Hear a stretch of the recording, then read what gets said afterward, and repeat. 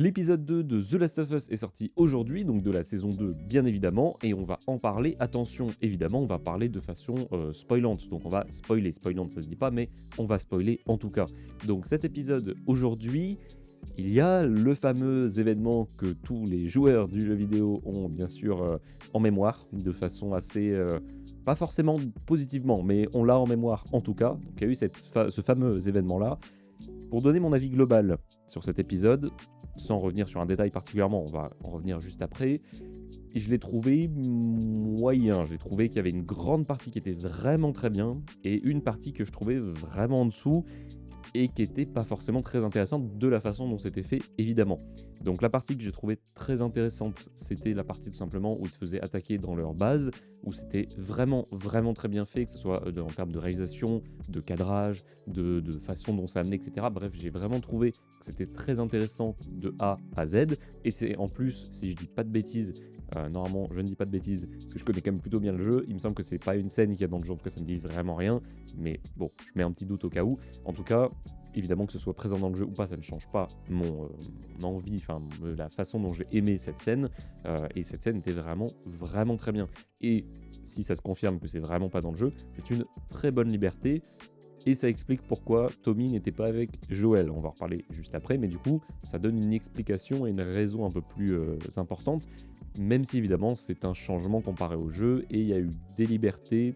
Ça, on va en parler un peu plus, mais il y a eu des libertés qui ont été prises dans cet épisode-là et dans tout le reste de la série, entre guillemets, épisode 1, enfin saison 1 et saison 2 aussi, qui sont des fois intéressants, des fois je suis un peu déçu, parce que en fait on se base quand même sur un jeu, donc The Last of Us là pour le coup le deuxième, donc partie 2, qui est très bon. L'histoire est vraiment excellente. C'est vrai que le 1 je l'ai jamais fait, même si j'ai regardé beaucoup de let's play, de live, etc. J'ai jamais réussi à me mettre dedans, notamment parce que le début je le trouve un peu lent, et du coup j'avais toujours d'autres choses à faire, enfin d'autres jeux à faire. Par contre le 2 je l'ai torché, j'ai regardé des streams, enfin vraiment le 2 exceptionnel, donc ça il n'y a pas de problème. Mais justement, ce que j'aime bien dans les séries qui adaptent, ou même les films, hein, qui adaptent des œuvres qui existent déjà, comme que ce soit des films d'animation, des jeux vidéo, des livres, etc., c'est qu'ils prennent des libertés. Je prends l'exemple par exemple de Dragon, qui va sortir dans pas longtemps en live action. J'aime beaucoup Dragon, ça y a pas de souci. Par contre, le mettre en live action sans changer l'histoire, sans changer les dialogues, sans changer même la façon dont c'est filmé, donc le cadrage, etc., je trouve ça inintéressant pour le coup, même si c'est très bien, même si l'histoire est très bien, même si les cadrages sont très bien de base, en fait le format cinéma il permet d'apporter une nouvelle vision, une nouvelle technique, il y a eu des années qui se sont passées, donc peut-être apporter des nouvelles choses. Là je me base que sur l'abondance évidemment, et sur les dires de beaucoup de personnes, mais ce serait exactement plan par plan la même chose avec les mêmes dialogues. Donc c'est pas qu'ils gardent la trame principale et ils modifient deux trois choses, c'est qu'ils gardent la trame principale et ils ne modifient strictement rien. Ce que je trouve un peu dommage. A contrario, côté Disney notamment, les live action, on a un peu marre, j'allais dire, c'est un peu différent, particulier, je ne sais pas comment expliquer ça. Bref, c'est pas forcément les live action les plus appréciés, notamment je pense à Blanche-Neige qui a un peu flop pour des raisons compréhensibles, d'autres un peu moins, mais en tout cas il a flop, donc c'est le principal on va dire. Au moins ça permet à Disney de se remettre en question. Bref, petite parenthèse terminée. Donc j'aime beaucoup que The Last of Us ils aient pris des libertés, notamment que ce soit en plus, j'ai plus le nom de celui qui fait le jeu, mais notamment que ceux qui ont fait le jeu participent aussi à l'histoire, participent activement. Ça c'est un gros plus, parce que du coup on garde la même vision, la même alchimie, qui se retrouve pas forcément dans cet épisode-là.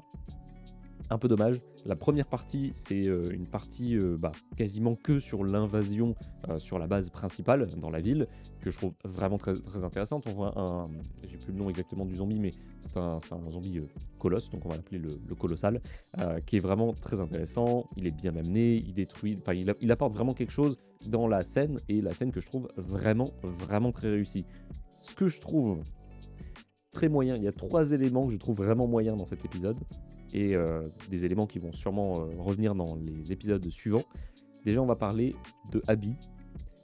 L'actrice, pas de problème, elle joue très bien. J'avais un petit peu peur au niveau du fait qu'elle soit pas aussi musclée que le personnage dans le jeu vidéo. Alors je sais que je fais une comparaison, que c'est une œuvre à part entre guillemets, mais c'est quand même lié, il faut pas l'oublier, au jeu vidéo. Et ce personnage-là était très bien écrit, et il était écrit aussi autour du fait qu'il était musclé. Le côté impressionnant, le côté un peu stock, le côté un peu tu vas pas lui chercher les emmerdes, tu vois, si elle te dit tu t'assois, tu fermes ta gueule. Et ce côté-là, je ne l'ai pas retrouvé avec l'actrice du fait qu'elle n'était pas aussi stock, même pas un peu. C'est vraiment quelqu'un de standard, enfin standard, un classique quoi finalement. Donc physiquement, j'ai trouvé qu'il y avait un petit manque au niveau du personnage, en sachant que c'est le personnage qui est construit comme ça, encore une fois. Au niveau de l'acting, par contre, j'ai pas grand chose à dire, elle joue très bien. Je connaissais pas cette actrice particulièrement, mais là, je l'ai trouvé très bien dans ce deuxième épisode, du coup, à voir dans la suite de la série évidemment, mais dans ce deuxième épisode, je trouvais qu'elle jouait plutôt bien. Juste, effectivement, ça matchait pas trop entre ce qu'elle apportait en termes de peur, notamment avec la scène de Joël, et le fait qu'elle soit les gringalettes quoi, donc c'est pas, je sais pas, il y avait un truc qui manquait, je trouvais, avec ce personnage-là, mais encore une fois, en termes de jeu d'acteur, il n'y a pas de problème. Pourquoi je précise bien en termes de jeu d'acteur, il n'y a pas de problème? Parce que pour moi, le gros problème de cet épisode et de cette série plus généralement, c'est le personnage de Ellie. Alors, le fait que l'actrice ne ressemble pas à Ellie, c'est perturbant, je l'accorde, surtout pour ceux qui ont beaucoup joué au jeu. C'est très perturbant, mais ce n'est pas, pour moi en tout cas, dérangeant. Ce n'est pas un élément qui fait que je ne vais pas aimer la série, que je ne vais pas aimer l'épisode, que je ne vais pas aimer le personnage. Pour moi, ce qui me dérange, c'est plutôt qu'il n'y a pas... j'arrive pas à ressentir les émotions du personnage à travers son regard, à travers son visage, à travers... je ne m'attache pas à ce personnage, enfin je m'attache au personnage mais je ne m'attache pas à l'actrice qui l'incarne, dans l'idée où par exemple Ellie, en fait c'est principalement pour ça que les jeux vidéo, enfin c'est là-dessus que les jeux vidéo vont jouer, je pense notamment à God of War, c'est beaucoup dans les émotions visuelles en termes de visage, les expressions etc. qui sont extrêmement réalistes, que ce soit dans God of War ou que ce soit dans The Last of Us. Et ben là, pour une actrice, où c'est quand même un peu plus simple, entre guillemets, de faire vivre son personnage parce qu'on contrôle à 100% les émotions de son visage, etc., je n'ai pas ressenti d'émotion de la part de son personnage. La fameuse scène de Joël, je l'ai regardée, j'ai eu de l'appréhension en me disant ça va être dur à regarder, mais bon, faut que je regarde, de toute façon, faut que je regarde l'épisode. Et bah finalement, j'ai rien eu. J'ai pas eu une petite larme, j'ai pas eu de tristesse, j'ai rien eu de particulier. Notamment parce que, alors la scène est un peu bâclée, je trouve, ça allait beaucoup trop vite à mon goût, même la torture de Joël est allée un peu trop vite à mon goût. Le finishing de Joël, on va l'appeler comme ça, c'est plus simple. Le finishing de Joël, j'ai trouvé vraiment pas impactant pour le coup, parce que donc j'ai vu qu'elle a pris le club de golf pour le finir, comme dans le jeu, le club de golf est encore, il est pas cassé quoi, et elle le finit comme ça.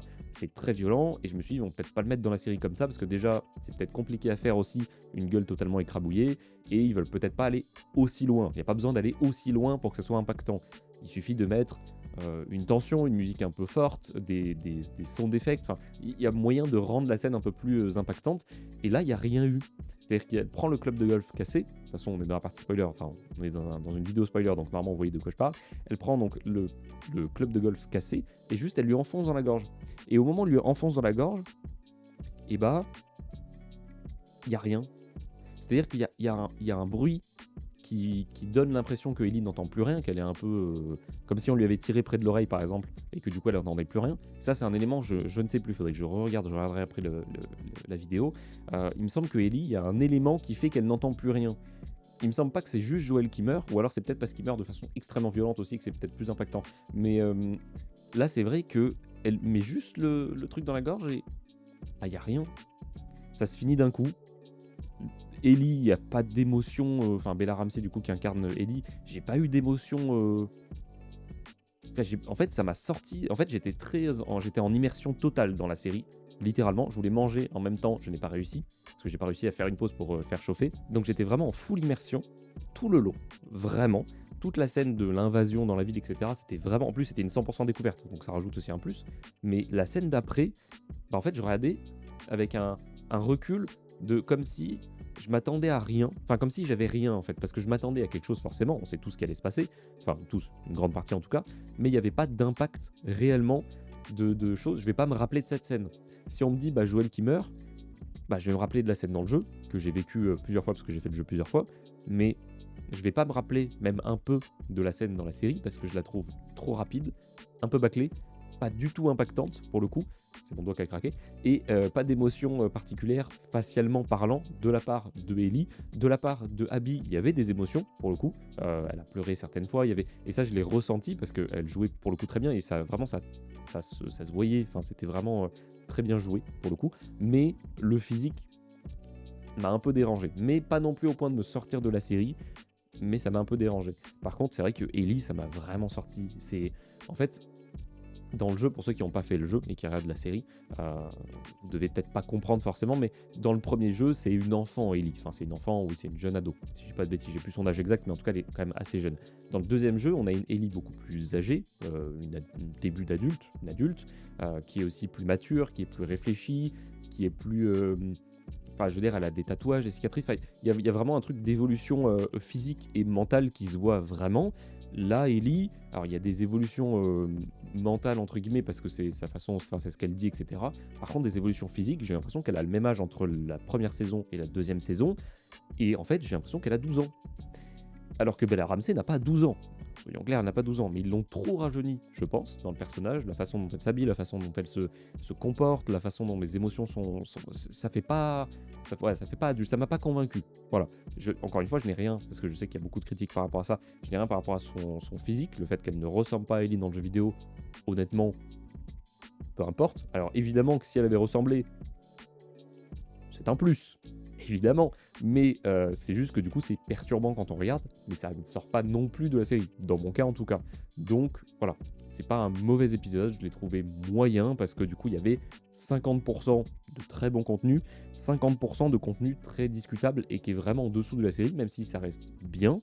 Attention, ce n'est pas totalement enlevé, mais personnellement j'aurais bien vu cette scène là et c'est pour ça que ça m'a aussi étonné, c'est quand ils ont commencé à attaquer la ville, qu'il y a eu l'attaque de la ville, etc., que ça s'est préparé, qu'ils ont un peu lancé la perche dans l'épisode. Je me suis dit bon bah Joël il va mourir épisode 3, parce que mettre ça plus la mort de Joël, ça fait peut-être beaucoup en 50 minutes. Et quand j'ai vu qu'ils allaient jusqu'au bout, c'est dommage. C'est dommage, j'aurais bien vu un épisode un peu plus long, le temps de poser les bases, d'être un peu moins rapide dans un épisode 3 par exemple, où Joël meurt. Ça aurait été vraiment très impactant et très intéressant, juste de rajouter des scènes, des plans, peut-être un meilleur son d'effect, enfin voilà, il y avait des choses qui manquaient, des choses qui étaient pour moi pas très bien faites. Encore une fois, ça reste très bien, je compare au jeu forcément parce que c'est la base, c'est-à-dire qu'un jeu, enfin par exemple si on compare Harry Potter au livre, c'est normal, c'est la base c'est le livre. S'il fait des choses en mieux, il fait des choses en mieux, s'il fait des choses en moins bien, il fait des choses en moins bien. Là, il y avait quand même cette scène-là qui est pourtant la scène, pour moi en tout cas, la scène la plus importante de l'épisode 2 du jeu. En fait, sans cette scène-là, on n'a pas le deuxième jeu, grosso modo. Donc, c'est vraiment la scène tournant, et elle a été bâclée, et je trouve ça vraiment dommage. Dites-moi évidemment ce que vous en avez pensé de cet épisode-là, et de mon avis aussi, enfin, débattez directement en commentaire, c'est possible, évidemment, en restant bienveillant et ouvert d'esprit, bien sûr. Et bien, je vous dis à très bientôt pour un nouvel épisode. Je réfléchis en même temps. Il n'y a pas de série cette semaine, je ne crois pas. Donc, semaine prochaine, The Last of Us épisode 3. J'espère que vous serez au rendez-vous. Mais en tout cas, voilà, je précise, l'épisode était vraiment bien. 50% était bien, 50% j'étais quand même assez déçu. Surtout que, on va dire que tout était tourné là-dessus. Donc, c'est un peu dommage. Bref, je vous dis à très bientôt pour une prochaine vidéo. Portez-vous bien. Ciao, ciao.